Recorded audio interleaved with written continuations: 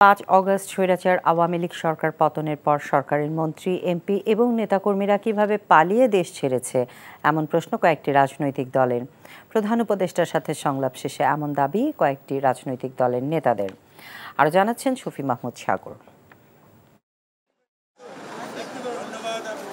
প্রধান উপদেষ্টা ডক্টর মোহাম্মদ ইউনূসের সাথে রাজনৈতিক দলগুলোর দিনভর সংলাপ শেষে গণমাধ্যমে কথা বলেছে রাজনৈতিক দলগুলো। জুলাই আগস্ট গণহত্যার পর আওয়ামী লীগ যাতে আবারও রাজনীতিতে ফিরতে না পারে এমন দাবি জানিয়েছে সংলাপে অংশগ্রহণকারী কয়েকটি দল। যারা নাকি খুনি এবং যারা নাকি দেশের টাকা পাচারকারী এবং যারা নাকি দুর্নীতিবাজ, এরা কিভাবে দেশ থেকে পালালো এইটা আমাদের বোধগম্য না।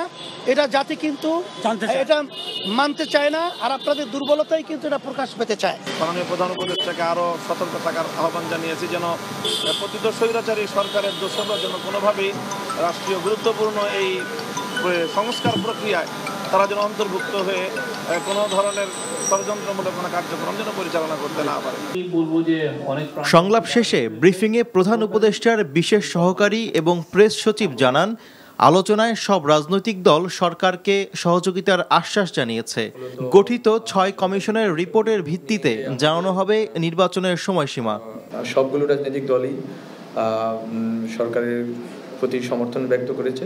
কমিশনগুলোর প্রস্তাবনার ভিত্তিতে কিভাবে রাষ্ট্রের সংস্কারকে ঢেলে সাজানো হবে এবং সেটার সমান্তরালে কিভাবে নির্বাচনী যে কার্যক্রম বা প্রস্তুতি এগুলো চলমান থাকবে, সেসব নিয়ে মূলত আলোচনাগুলো আবর্তিত হয়েছে। জুলাই শহীদ স্মৃতি ফাউন্ডেশন করা হয়েছে।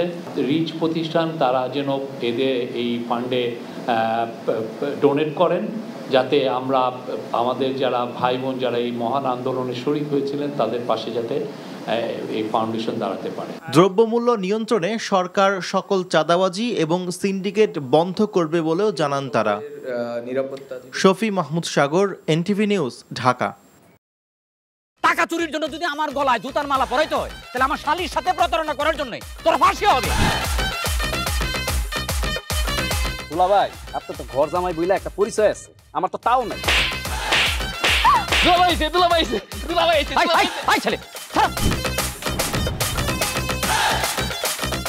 রাজনৈতিক ফ্যামিলির মেয়ে হয়ে ওই কাজ করবে। যারে পাবো আরে পিটাবো, রক্তের নেশায় ধরছে, রক্তের নেশায়, কাঁচা রক্তের নেশায় ধরছে। তোমার এই পলিটিক্স আমার বাম পকেটে থাকে। পাঁচুদের বউরে ঝামেলা পাকাই। এই বেটাই, আমি তখন বিয়ে করিনি। দুইটার আমি গুলি করে মারু। মাসুদরা কোনোদিন ভালো হয় না। আপনার পোশাক আশাক দেখে কিন্তু আপনার তালুকদার বংশের লোক মনে হয় না আব্বা, আপনার মনে হয় যে আপনি ফকির বংশের লোক।